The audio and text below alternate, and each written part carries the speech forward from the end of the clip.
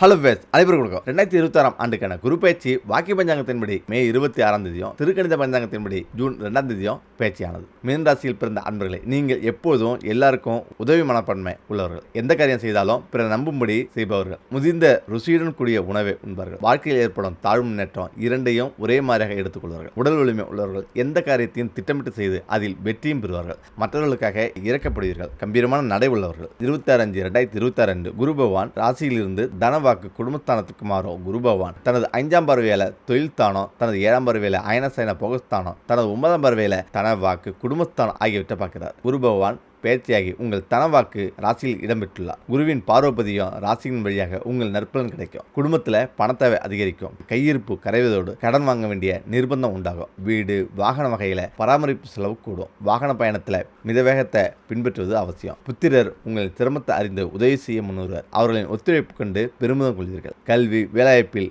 முன்னுரிமை காண்பர். பூர்வ சொத்துல கிடைக்கும் வருமானம் முக்கிய தேவைகளை நிறைவேற்ற உதவும். உடல்நல அக்கறை தேவை. அலைச்சல் காரணமா சோர்வு அடிக்கடி உண்டாகும். சத்தான உணவு ஓய்வு அவசியம். மருத்துவ செலவு ஏற்பட வாய்ப்புண்டு. சிலருக்கு சொத்தில் மீறி கடன் பெறவும் சொத்துக்களை விற்கவும் நிர்பந்தமான சூழ்நிலை உருவாகும். பிற பொருட்களை பாதுகாப்பது, ஜாமீன் கொடுப்பது போன்ற விஷயங்களை தவிர்ப்பது நல்லது. தொழில் சார்ந்த வகையில தடைகளை எதிர்த்து போராட நேரிடும். எதிலும் ஒரு முறைக்கு இருமுறை யோசித்து செயல்படுவது நல்லது. சிலருக்கு விரும்பாத வீடு, பணி, இடமாற்றம் ஏற்பட வாய்ப்புண்டு. தடைபெற்றிருந்த திருமணம், தடைபெற்றிருந்த கல்வி என தடையாக இருந்த அனைத்து காரியங்களும் தடைகள் விலகி ஒன்றன் பின் ஒன்றா சிறப்பாக நடக்கும். அனைத்திலும் விரயம். எந்த பரிகாரம் செய்தாலும் எந்த நல்லது நடக்கவில்லை என கோவப்பட்டவர்களுக்கு நல்ல காலம் பிறந்துவிட்டது. கடுஞ்சொற்களை பேசுவதில் வல்லவரான நீங்கள் சற்று அதை குறைத்துக் கொள்ளுங்கள். உங்கள் மதிப்பு உயரும். அவ்வப்போது வீட்டில் உள்ளவர்களையும் நினைத்துப்பார்கள். நண்பர்கள் தேவைதான். தைரியத்தையும் மற்றவருக்கு ஊட்டுவீர்கள். ஆனால் உங்கள் அடிமனதில் சின்ன பயம் இருக்கும். இனி அந்த பயம் வேண்டாம். படிப்பு சம்பந்தப்பட்ட விஷயங்களில் மிகவும் கவனம் தேவை. மற்றவருக்கு சொல்லி கொடுப்பது இருக்கட்டும். முதல்ல நீங்கள் நன்று படியுங்கள். வீடு வாகனம் யோகம் சிறப்பாக அமையும். தாய் வழி உறவினர்களிடம் இருந்து வந்த கசப்பு நீங்கும். பிள்ளைகள் இல்லாதவர்கள்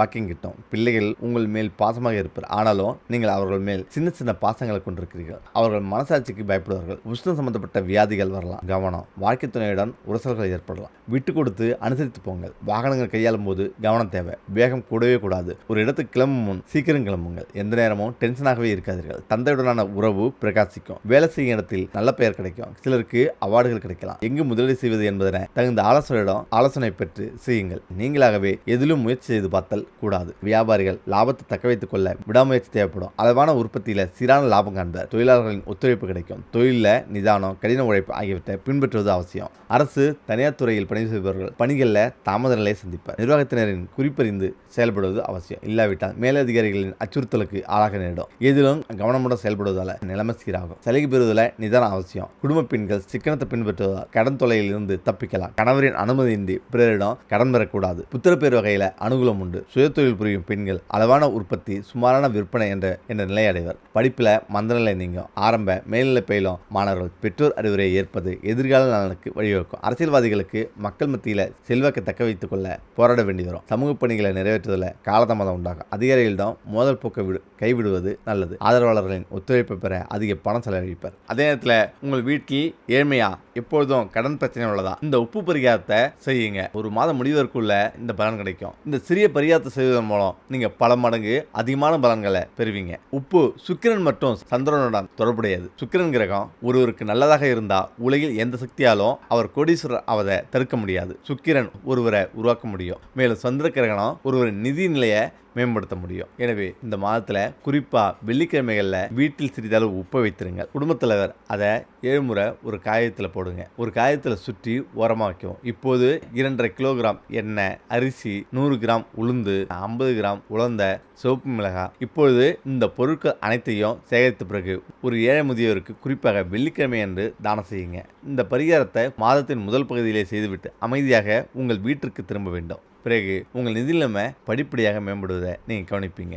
மகிழ்ச்சியும் செழிப்பும் உங்கள் வீட்டிற்கு வர தொடங்கும். லட்சுமி தேவி உங்களை விரைவிலேயே செல்வந்தராக்குவார். இந்த பரிகாரத்தை அமைதியாக செய்யுங்க. வெளியில் உள்ள எவருக்கும் இதை பற்றி தெரியப்படுத்தாதீங்க. இல்லையெனில் உங்களுக்கு பலன் கிடைக்காது. இந்த பரிகாரம் வீணாகிவிடும். காளித்தாய் சனியுடன் தொடர்புடையது. சிவப்பு மிளகாய் ஒரு நபரின் ஜாதகத்துடன் ஆழமான தொடர்பை கொண்டுள்ளது மற்றும் உப்பு சுக்கிரன் மற்றும் சந்திரனுடன் தொடர்புடையது. இதேபோல அரிசி மகாலட்சுமியுடன் தொடர்புடையது. அரிசி தானம் செய்வது லட்சுமி தேவியை மகிழ்விக்கிறது. உளுந்து தானம் செய்வது சனி பகவானை சாந்தப்படுத்துகிறது. மேலும் சிவப்பு மிளகாய் தானம் செய்வது ஒருவரின் ஜாதகத்தில் உள்ள குறைகளை நீக்குகிறது. உப்பு தானம் செய்வது சுக்கிரன் மற்றும் சந்திரன் ஆகிய இரண்டையும் பலப்படுத்துகிறது. இந்த பரிகாரத்தை நீங்கள் ஏதாவது ஒரு மாதத்தில் செய்தால் நிச்சயமாக நீங்கள் செல்வந்தராவதை யாராலும் தடுக்க முடியாது. உங்கள் அந்தஸ்தும் செல்வமும் விரைவில் பெரும் உயரத்தை எட்டும். ஆனால் நினைவில் கொள்ளுங்க, இந்த பரிகாரத்தை முழு மனதுடன் செய்ய வேண்டும். முக்கியமாக உங்கள் வீட்டில் அருகில் மற்றவர் வாங்கவில்லை என்றால் ஏதாவது ஒரு கோயிலின் பக்கத்தில் நின்று இதனை செய்யுங்க. உங்களுக்கு நல்ல ஒரு பலன் கிடைக்கும். அதே நேரத்தில் குறிப்பாக இந்த நாளில் தலை குளிக்காதீங்க. திருமணமான பெண்கள் கவனமாக இருக்க வேண்டும். இந்த நாளில்